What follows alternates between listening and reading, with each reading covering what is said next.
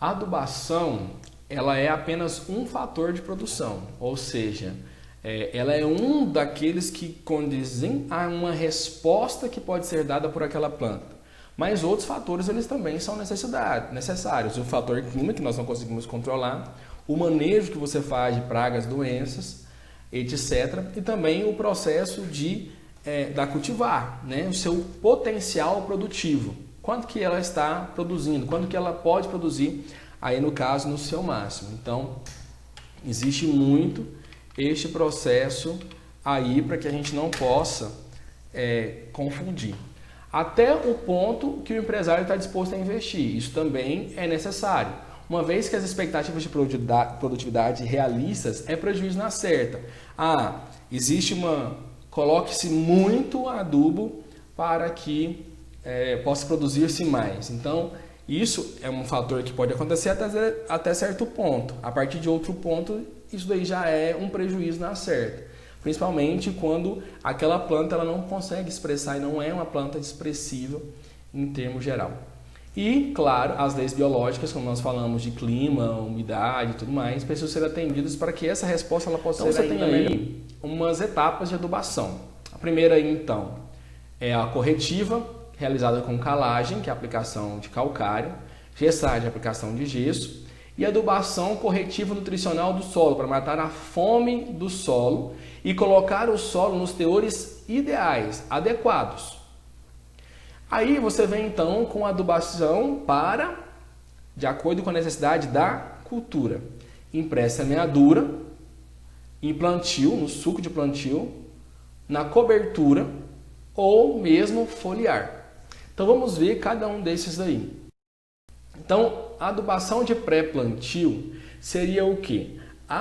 Antes de você instalar a cultura, você faria a aplicação do adubo a lanço nessa área. Isso faz com que permita que os teores no solo fiquem adequados antes mesmo do plantio, para que quando a cultura ela for incendida ali naquela área, os nutrientes já estejam ali disponíveis para ela. Quais seriam as vantagens? Primeiro, velocidade de plantio. Uma vez que você não tem que plantar e adubar, então você ganha mais velocidade somente na operação de plantio, porque você está fazendo operações separadas. Adubação, depois plantio.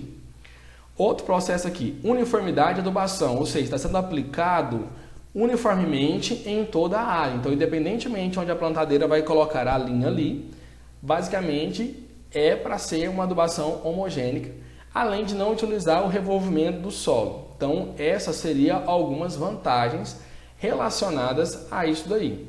Bom, existe essa técnica? Existe. Possui as suas vantagens? Possui. Mas como toda vantagem, também possui desvantagens, né? Então, isso precisa ser analisado principalmente em termos de crescimento radicular. A adubação de plantio é aquela mais comum que nós estamos acostumados, que é quando você faz então o processo de plantio, semeadura, você já entra com o processo de adubação com a distância um pouquinho da semente para evitar aquele processo ali de queima. Então, permite a nutrição dos primeiros estádios fenológicos. Então, vai ter o crescimento radicular e essa raiz vai se aproximar desse adubo e vai começar, então, a se absorver. Isso pode ser tanto em suco ou em linha de plantio. O que são vantagens? Nutriente próximo à plântula, ali já especificadamente. Nutrir as necessidades da fase vegetativa. Utilização de NPK e também de micronutriente, uma situação que no plantio anterior, na questão anterior, que era adubação antecipadamente ao plantio, você não poderia utilizar a questão de micronutrientes. Uma vez que esses micros ele tem uma quantidade muito baixa comparado com o nitrogênio, o fósforo e o potássio. E o uso de semeadora adubadora. Então, isso daí acaba fazendo como vantagem. Uma desvantagem seria, e uma vantagem também seriam realizações em uma única vez, né? Qual seria a desvantagem aqui no caso? Seria a velocidade de plantio, você vai demorar um pouco mais para que você possa, plantar. E você também tem a adubação de cobertura. Essa adubação de cobertura, ela tem a necessidade, conhecendo, por exemplo, qual que é o comportamento da planta em consequência do nutriente, ou seja, qual seria a fase de desenvolvimento dela que ela exige mais um nutriente do que o outro, você faria a aplicação desse nutriente em uma forma, num período específico de necessidade dele de maior demanda. Então, fornecer nutrientes em fases específicas para garantir a expressão do potencial produtivo, no caso a lanço, nitrogênio, potássio e enxofre podem ser utilizados. As fases nitrogênio do botão floral 1 e na flor 1 e o K2O, né, aqui junto com o nitrogênio, então nessas mesmas fases.